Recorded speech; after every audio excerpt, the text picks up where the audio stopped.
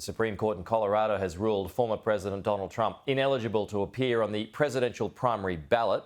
Trump's campaign is appealing the decision to the US Supreme Court, but they must act quickly, as January 5th is the deadline for Colorado to print its ballots.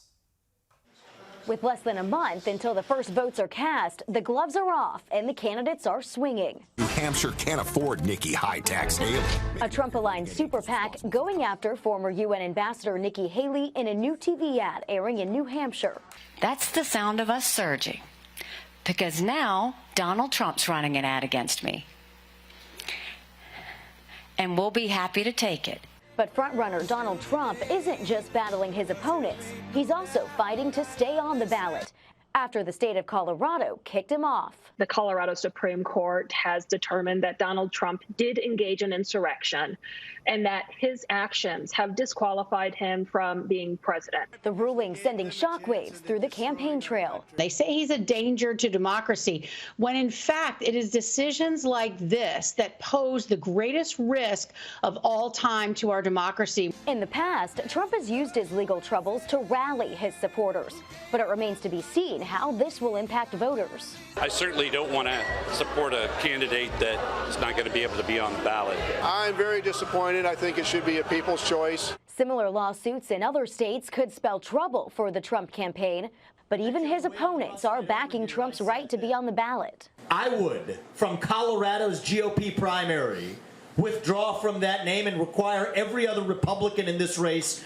to do the same thing. The Colorado GOP says it will cancel the primary and choose to caucus instead if Trump is not on the ballot. Well, let's bring in the former White House Principal Deputy Chief of Staff and Bondi Partners Managing Director Emma Doyle now for a bit more on this. Emma, so what are your thoughts on what Colorado has done here? I think it's once again an unprecedented decision in terms of proving a lot of what Trump has been saying throughout the campaign, that he keeps telling voters that someone is out to get him and that forces are moving against him and his voters. And when decisions like this come down, it certainly appears to those voters like he was correct. Yeah, so does this in a way help Donald Trump in his campaign, like other controversies have tended to do so? I think politically it helps him. Obviously, electorally, it's very challenging, especially with cases pending in other states. If he's not able to be on the primary ballot, you'd have to be written in. This is a key difference of American elections versus Australian, is that we have the ability to write in candidates, but it's obviously an extra step. It can be very confusing for people, and it's certainly an additional barrier to voting for the candidate you support. So I think it's going to be very challenging for him to get enough votes in the primary, and Colorado isn't really a state where he was going to be able to contest. I don't think a Republican has won that state since 2004, but it's certainly in other states it would be a challenge. But politically, I think it galvanizes him. Right. So just back on that point, I wanted to ask you about that. Could he win without Colorado if Colorado was struck off? He can definitely win without Colorado, but if those states begin to accumulate, and this is where I think the Supreme Court, the U.S. Supreme Court, coming in and taking a look at this would be crucial, and I hope they decide to take that up. I think it's very important because you can lose one or two states that you may have lost anyway, but at a certain point it becomes not politically viable to win the primary. How many other states are looking at this and could follow? The last number I saw was 17. So there have been a handful of states like Georgia that have looked at it in the past and said it didn't meet the qualification for disbarment under the 14th Amendment, but a number of states have cases pending.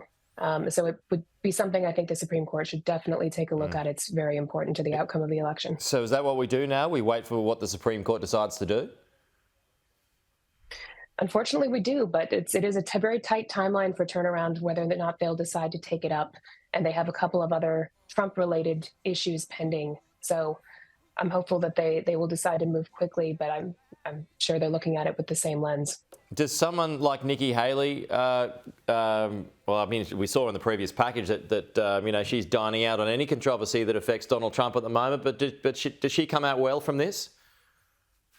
I think she does. I think a big part of Nikki Haley's appeal to voters is that she's conservative, but she doesn't bring any of the baggage that Trump brings. It's a steady hand. It's, you like the policies, but you don't like the way that he went about enacting those policies, she provides an alternative choice. And I think this really shores up that argument for her in her campaign. Okay. Emma Doyle, we'll see how this story progresses, but good to talk to you, and we'll talk to you again.